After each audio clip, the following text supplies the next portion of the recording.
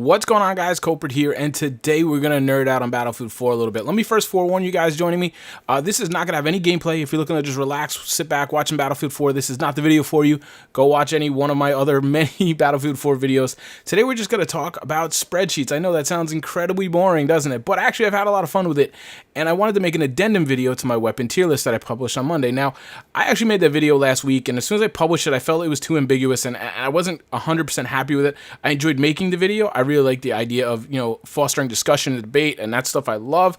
I love talking Battlefield 4. I love talking first-person shooters, and what's better to talk and debate in those games than the weaponry? I mean, that's the crux of the backbone of the game, and people have such opinions on it, and varied opinions, which I found in the comments, which was awesome, that I wanted to try to find a way to kind of continue to encourage that. And I kind of wanted to do it in a format that it wasn't like a one video wonder. I didn't want to do one of these videos every 3 months on everything. I wanted to try and figure out a way to make continued content, almost make it a series where we can sit down, we can identify kind of some parameters and talk about what weapons we think would best fit that. So I went back to the proverbial drawing board. Basically, I went to a spreadsheet, the Google Docs spreadsheet. As you can see in front of you here, it's all kinds of things going on. Now listen, this is the wireframe. This is rough draft. This is the first draft, really. Beta, whatever you want to call it. So please relax on the presentation. What I really want to do is get your feedback on the kind of the parameters. And basically, the main things here, as you can see, I have things kind of worked out. I've been working on this quite a while, mostly tweaking settings and things. So the basic idea here is that I'm going to kind of build up an algorithm or a spreadsheet that will enable me to punch in different, obviously, review variables in here. And then basically over here, I have scalars. I have, variables, because basically I don't want all these categories to be even. I mean, time to kill, as I've identified, you can see it's got a 10 rating. I've identified that as the most important factor. That's the most important factor to me when I'm picking a weapon. And I think that's going to hold true across all weaponry in Battlefield 4. How fast you can kill the enemy is the most important thing there is. It's a lot less, or mobility factor is a lot less important than the time to kill. Almost twice as important is the time to kill. But mobility is something I do want to factor in, because otherwise you're not doing, bullpups and things justice. So I want these things to be factored in. I want them to kind of be in the equation, but I want to be able to change that. And the reason I want to be able to change is because I don't want to judge all weapons based on the same formula, right? LMGs are going to have a different set of criteria. Actually, I want them to have the same criteria, but they're going to be weighted differently. Beyond that, I'd like to even do this. We could do these for specific game modes. Think about this. If we did this type of rating system and ranking for domination, well, let's see right here. What will we change for domination? Well, time to kill is still very important. Utility scale is probably less so. Maybe dropped it down to an 8, maybe a 7. I don't know. I'd have to sit and think about it. But you'd up the CQB scale to at least a 9. You'd probably downgrade the medium to about a 7, right? Because now, your domination, smaller maps, you're going to prioritize CQB fighting.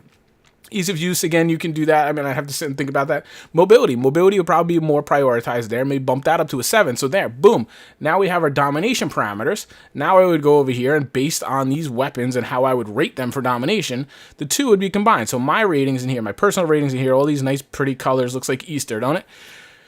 Would then be thrown into an equation here. And the basic equation is pretty simple. Let me see if I bring it up for you guys right here. It's basically this rating times this scalar, and then, this rating times this scalar, all added up and then divided by 48, which is the sum of all these ratings. So as I adjust these ratings, I might, maybe I want to add another category. And that's one thing. If you guys can see any other categories, I have 1, 2, 3, 6 categories, and I'm going to get into categories in a minute. But if you see any we want to be added, I can add more. That's fine. That won't really change it. It'll actually probably give us more diversified results.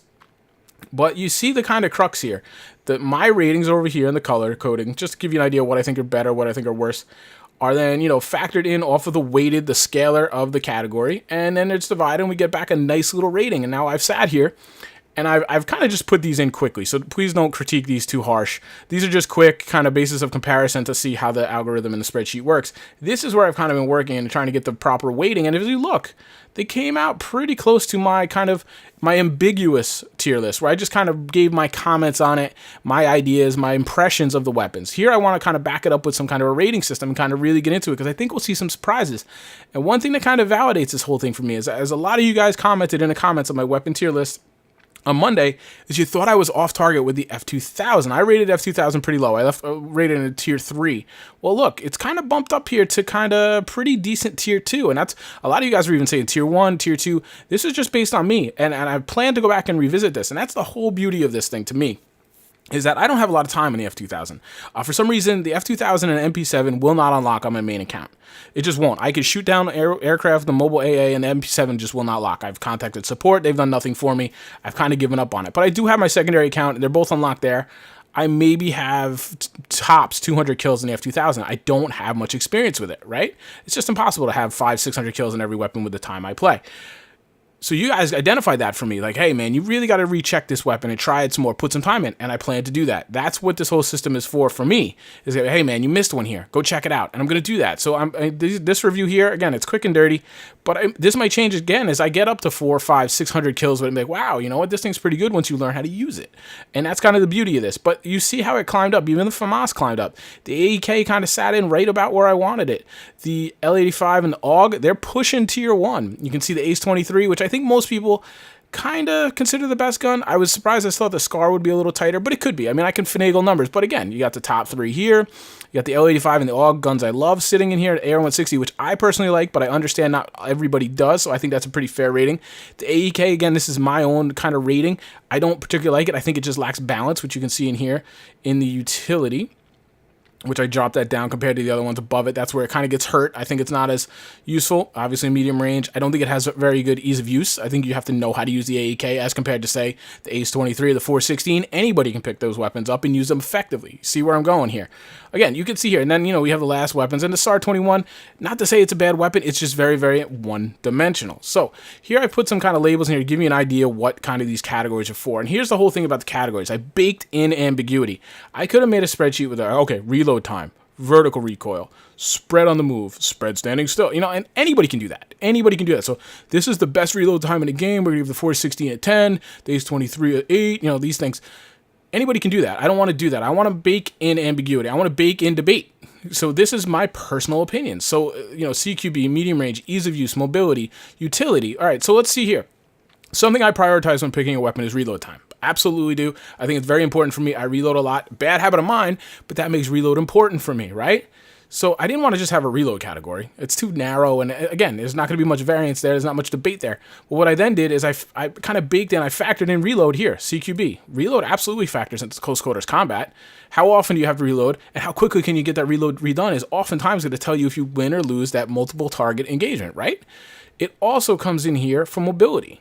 You know, reload, if you got a fast reload, you can be back on the move quickly. If you've got a really long belt-fed LMG, you can't really consider that thing very mobile, right? So while reload is not a category, it is very important, and it's indirectly important in these factors here. Same thing with kind of recoil, first shot recoil, things like this.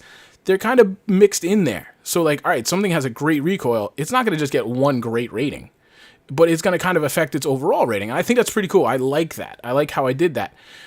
Another way I've kind of done it over here is if you look, CQB and medium range, medium plus, that's what this is. You know, obviously I have to shorten some things. I got to be concise for the spreadsheet. They're both rated the same. If you're good at medium range, that's as highly rated as if you're as good for CQB. So let's say medium range, AR-160 gets a good rating for that, right? Boom, okay, that's great. About an 8 for medium range. I think that's pretty fair. It's above average. What do I have down here? Good. These are just general parameters. You guys can give me feedback on this. And then let's take the AEK, who's really good up close. That's a 10. Is that about? Yeah, I guess that's pretty fair. I guess I rated that best in class. That I could probably push the FAMAS there, but I had some issues with FAMAS, obviously. But anyway, again, these are quick and dirty. You see they're both different, but where you really get some nice bonus for your rating is if you're good at both. And that's utility. Weapons like the ACE-23, the 416, the SCARs, they can do both. And that's where they get pushed up to the top. It's kind of balance, it's utility, it's versatility. You can't be a one-hit wonder. You can't be one-dimensional for me to get to the top of the list. So take a look at this, guys. If you guys are spreadsheet nuts or you like the nuts and bolts of Battlefield 4, this is where I'm going with this. And the idea here, I mean, as I envision it, is I kind of lock in kind of these scalars, some categories. Again, if you can think of a couple extra categories you might want me to put in and factor in, I'd love to do that. We could absolutely do that. But where I see this going is, I mean, I'd love to sit down with some competitive guys and do this for competitive. How do you guys weight the weapons in competitive? I could do a console one. Invite a console guy or two on. We can kind of do the weapons for console because there's clearly some differences there. Then we can go into game modes. Like I said, Rush, you're going to probably prioritize medium range a little more. You're going to probably prioritize versatility, utility over CQB possibly. Mobility would be high in Rush, right? And then of course, like I said, domination would be the opposite side of this coin. So we can kind of factor and change things around. Obviously, we can do different weapons, LMGs, PDWs, be easy to do. We might tweak some of these a little bit, but then I would like to do videos on that, my tier list, and I would have numbers right here for you. So you could say, hey, Kulprit, dude, your AEK right here is terrible.